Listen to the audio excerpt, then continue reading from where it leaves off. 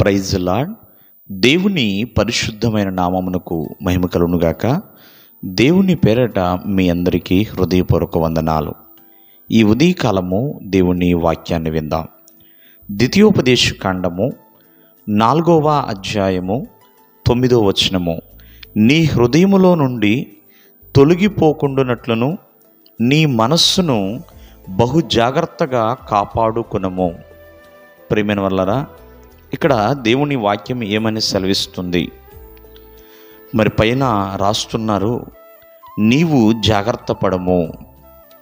ఏమైతే దేవుని గూర్చిన విషయాలు కన్నులారా మనం చూస్తున్నాము, చెవులారా వింటున్నాము, అవి మర్చిపోకుండా జీవిత కాలమంతయు కూడా గుర్తుపెట్టుకున్నట్లుగా ప్రియమైన వాళ్ళరా, హృదయంలో అవి తొలగిపోకుండా జాగ్రత్త పడాలి. అవసరమైతే బహు జాగ్రత్త పడము అని దేవుని యొక్క వాక్యం సెలవిస్తుందండి. బహుగా అవి తొలగిపోకుండా మన మనస్సుని జాగ్రత్తగా కాపాడుకోవాలి. కుమారులకి, కుమార్తెలకి, అందరికీ కూడా వాటిని నేర్పించే వారిగా ఉండాలి. చూడండి, పెద్దలు ఒక మాట చెప్తూ ఉంటారు, ఎవరి జాగ్రత్త వారిదే అని. ఈ రోజున ఎవరి జాగ్రత్త వారు ఉండాలి, ఎవరి జాగ్రత్తలో వాళ్ళు ఉండాలి. దేవుని గురించి తెలుసుకున్న ప్రతి విషయాన్ని మనం జాగ్రత్తగా భద్రం చేసుకోవాలి. దేవుడు చేసిన ప్రతి మేలుని జాగ్రత్తగా జ్ఞాపకం ఉంచుకోవాలండి. మరిచిపోయే వారిగా ఉండకూడదు.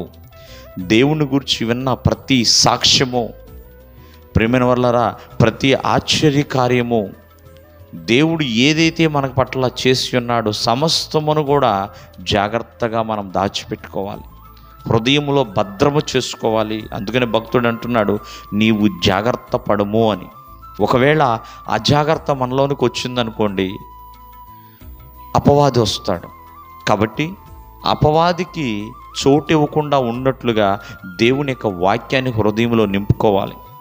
దేవుని యొక్క రక్షణ, మరి ఎంతోమంది కోసం చేసే విజ్ఞాపన, అంటే దేవుని విషయంలో చాలా చాలా జాగ్రత్తగా ఉండాలి.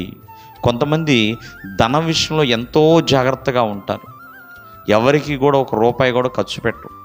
కొంతమంది కుటుంబంలో చాలా జాగ్రత్తగా ఉంటారు. మరికొంతమంది పనిలో చాలా జాగ్రత్తగా ఉంటారు, ఉద్యోగము, వ్యాపారము, పనిలో. ఇట్లా ఎన్నో విషయాలలో చాలామంది జాగ్రత్తగా ఉంటూ ఉంటారు. కానీ మరి జీవితంలో జాగ్రత్తగా ఉంటున్నారా? దేవునిలో, ఆత్మీయ జీవితంలో జాగ్రత్తగా ఉండగలుగుతున్నారా? మరి దేవుని దగ్గర ఎంతో జాగ్రత్తగా మనము దేవుని యొక్క వాక్యాలని హృదయంలో నింపుకుని ముందుకు వెళ్ళాలి.